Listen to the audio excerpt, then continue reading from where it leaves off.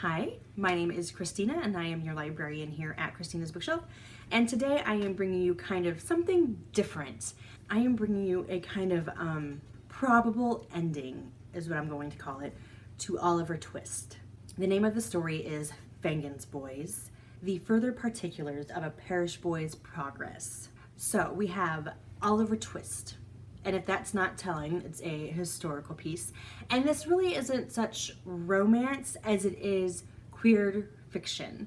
And that's kind of what I really loved about this, is that we're getting an actual story, content, and it's not around a relationship. I've seen the movie, but I haven't read the book because once again, if you follow along, you remember my household is very conservative, and probably because it mocked the Christian religion, showed it for what it was not allowed in the house. So we have Oliver Twist. He's 17.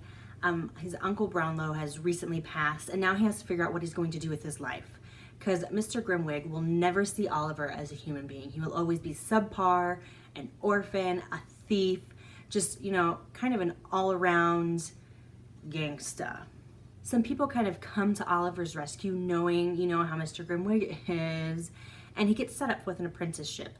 Because one day he wants to own a bookstore. Like, I'm with you, Oliver. I'm with you. So he goes to this apprenticeship and everything is just amazing and wonderful. But a person from his past finds him. And it's like, whoa, I can't have you hanging around me.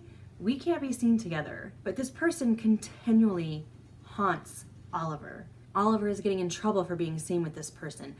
There's kind of like spies everywhere all over London that are just watching and waiting for him to mess up and report back. Well, as things started out in this glorious bubble of just perfection and how he's going to be able to have his future, pop by pop, the bubbles start to burst.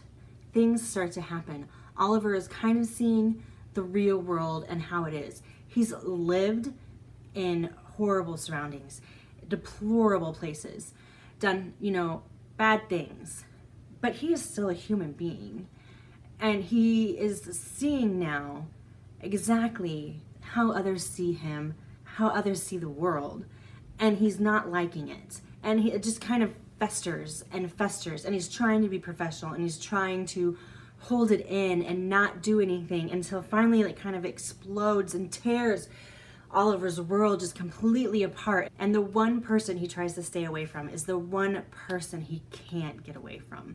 And that's the one person he goes to in his greatest time of need. And from there, we kind of see a blossoming romance. So now Oliver has to make some big decisions. I mean, he was making himself into somebody. He was going to be somebody important, somebody that people respected, that they looked up to, and then he finds himself just kind of back at the bottom. And where do we go from there? What do we do? How do we move forward? And I just loved the whole flow of the story. It just beautifully rolled like off my tongue, just the words, the descriptions, the language, all of it. I could smell, I could see where we were. I could just picture being in the places that Oliver was describing.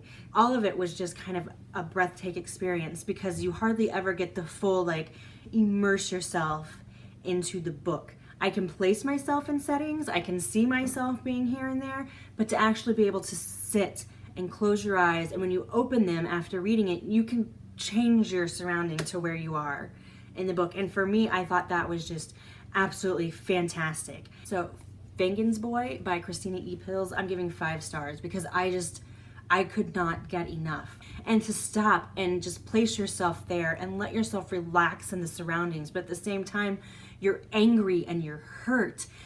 Every emotion that Oliver is feeling, you're feeling 100% with him because the atrocities of the world, and you have to do something about it. So down below for you, I'm going to leave the Amazon link so you can go ahead and click it and be on your way to a wonderful historical queer literature story.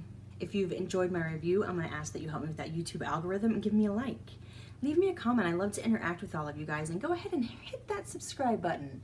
I would love to be one of those people that says look for a review every Monday, Wednesday, and Friday. That's kind of not how things work for me, mainly because of life.